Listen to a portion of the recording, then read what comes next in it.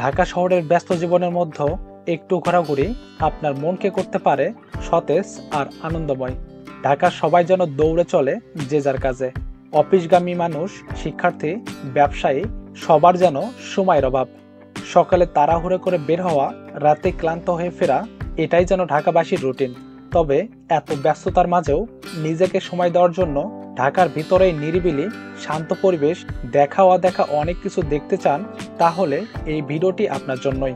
কারণ এই ভিডিওতে আমি আপনাকে দেখাবো ঢাকা শহরের সেরা 10টি দর্শনীয় স্থান, যেগুলোতে ঘুরতে গেলে আপনার মন ভালো হবে আপনা আপনি। এই দর্শনীয় স্থানগুলোতে কিভাবে যাবেন, কি কি দেখতে পারবেন, খরচ কত হবে, বিস্তারিত সবকিছুই আলোচনা করব। সেই সাথে দেওয়ার চেষ্টা করব পরিপূর্ণ একটি ভ্রমণ গাইডলাইন। তাহলে দর্শক বন্ধুরা, দেরি না করে ভিডিওটি শুরু করা যাক।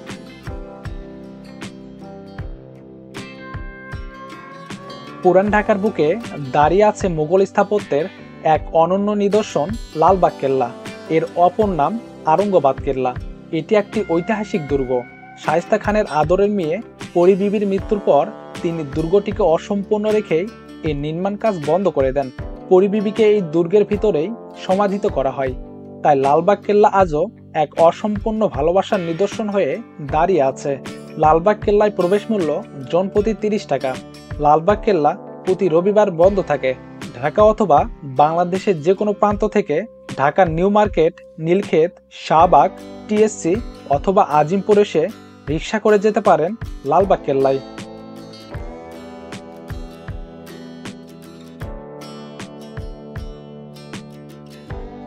বুড়িগঙ্গা নদীর তীরে অবস্থিত আহসান মঞ্জিল হল বাংলাদেশের অন্যতম বিখ্যাত ঐতিহাসিক নিদর্শন। এটি ঢাকার নবাবদের প্রাক্তন রাজকীয় বাসভবন। এর অসাধারণ স্থাপত্য শৈলী এবং ঐতিহাসিক গুরুত্বের জন্য এটিকে গোলাপি প্রাসাদ নামেও ডাকা হয়। আটিলা গম্বুজ, প্রাসাদ সংলগ্ন বাগান এবং চারপাশে থাকা স্থাপত্যের সৌন্দর্য সত্যি অসাধারণ। প্রাসাদের ভিতরে নবাবদের ব্যবহৃত জিনিসপত্র, আসবাবপত্র, চিত্রকর্ম এবং বিভিন্ন ঐতিহাসিক দলিল স্বাক্ষরিত আছে, যা পর্যটকদের ভীষণভাবে আকর্ষণ করে। আহসান মঞ্জিল প্রদর্শন করতে জনপ্রতি 40 টাকার টিকিট কাটতে হয়। শনিবার থেকে বুধবার এই 5 দিন সকাল 10টা থেকে বিকেল 5টা পর্যন্ত আহসান মঞ্জিল খোলা থাকে। প্রতি শুক্রবার বিকেল 3টা থেকে রাত 8টা পর্যন্ত খোলা থাকে। প্রতি বৃহস্পতিবার আহসান মঞ্জিল সাপ্তাহিক বন্ধ হিসাবে বন্ধ থাকে। ঢাকার সদরঘাটগামী যে কোনো বাসে করে জগন্নাথ ইউনিভার্সিটির কাছে ভিক্টোরিয়া পার্কের সামনে এসে নামতে হবে। সেখান থেকে পায়ে হেঁটে অথবা 30 টাকা রিক্সা ভাড়ায় আহসান মঞ্জিলে যেতে পারবেন।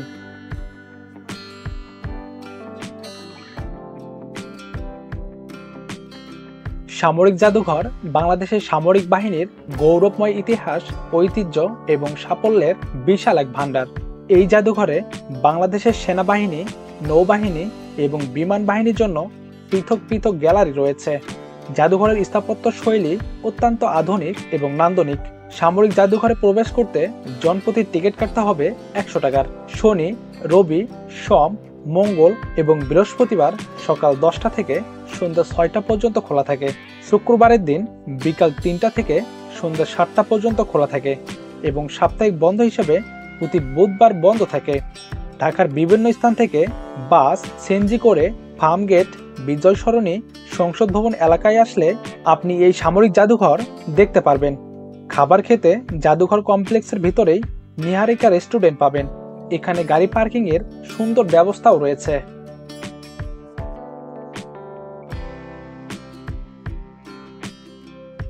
সংসদ ভবন এলাকার পাশে শেরেবাংলা নগরে এই চন্দ্রিমা উদ্যান বা জিয়া উদ্যানের অবস্থান।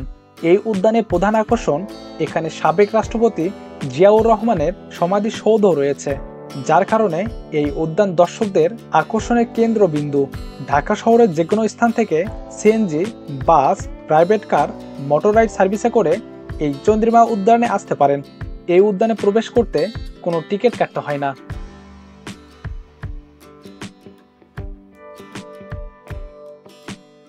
রমনা পার্ক ঢাকা শহরের মানুষের কাছে একটি জনপ্রিয় স্থান।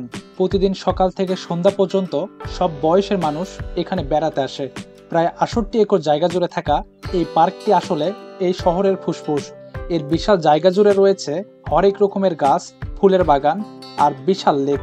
লেকের শান্ত জল আর চারপাশের সবুজ যেন এক অন্যরকম প্রশান্তি এনে দেয়। এছাড়াও ছুটির দিনে পরিবার ও বন্ধু বান্ধব নিয়ে পিকনিক বা আড্ডা দিতে অনেকেই আসে। শাহবাগ, মৎস্য ভবন এবং কাকরাইল মসজিদের পাশে 3 থেকে 4টা প্রবেশদ্বার পেয়ে যাবেন।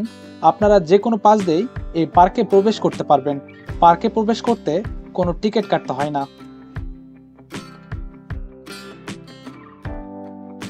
শহরের ইট পাথর থেকে একটু দূরে সবুজের এক বিশাল রাজ্যে আপনাকে স্বাগত জানাবে বোটানিক্যাল গার্ডেন, যেখানে গাছেরা গল্প বলে, ফুলেরা হাসে আর প্রকৃতির ছায়ায় মন উজাড় হয়ে যায়।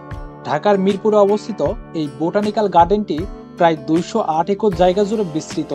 এটি শুধু একটি বাগান নয়, এটি উদ্ভিদ বিজ্ঞানীদের জন্য এক বিশাল গবেষণাগার আর প্রকৃতি প্রেমীদের জন্য এক স্বর্গরাজ্য। বোটানিক্যাল গার্ডেনে প্রবেশ করতে খরচ করতে হবে জনপ্রতি 30 টাকা করে।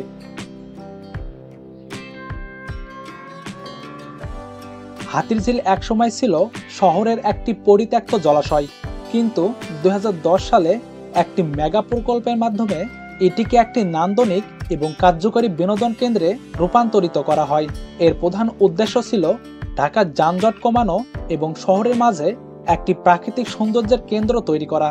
হাতিরঝিলের মেইন আকর্ষণ এখানে থাকা ব্রিজগুলো, যেগুলো সন্ধ্যায় ব্রিজের আলোয় আলোকিত করে দর্শনার্থীদের জন্য বিনোদনের সুন্দর একটি পরিবেশ তৈরি করে।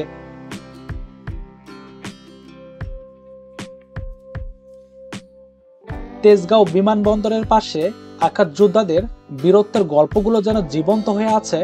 এটি বাংলাদেশ বিমান বাহিনী জাদুঘর, যেখানে দেশের আকাশসীমা রক্ষার ইতিহাস, ঐতিহ্য এবং প্রযুক্তি মিলেমিশে একাকার।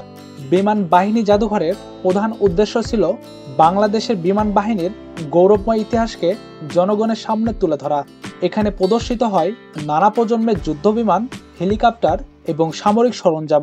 প্রতিটি যানে লুকিয়ে আছে দেশপ্রেমের এক একটি গল্প।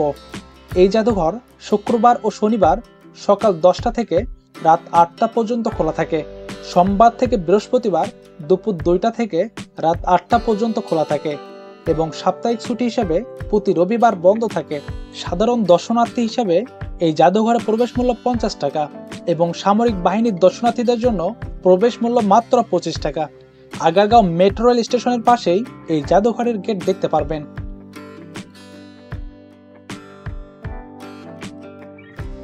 বিশাল এই ভবনটি কেবল একটি ইমারত নয়, এটি আমাদের গৌরবময় ইতিহাস, সমৃদ্ধ সংস্কৃতি এবং হাজার বছরের ঐতিহ্যের এক জীবন্ত আর্কাইভ।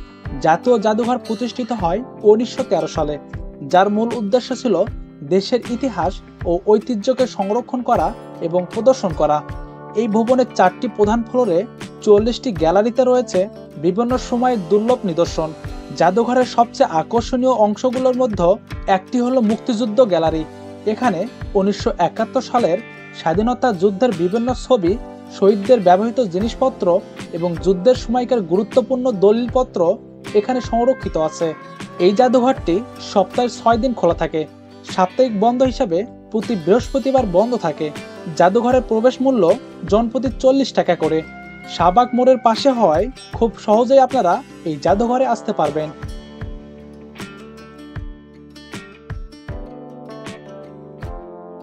বাংলাদেশের জাতীয় চিড়িয়াখানা, যেখানে জীব বৈচিত্র্য আর প্রকৃতি মিলেমিশে একাকার।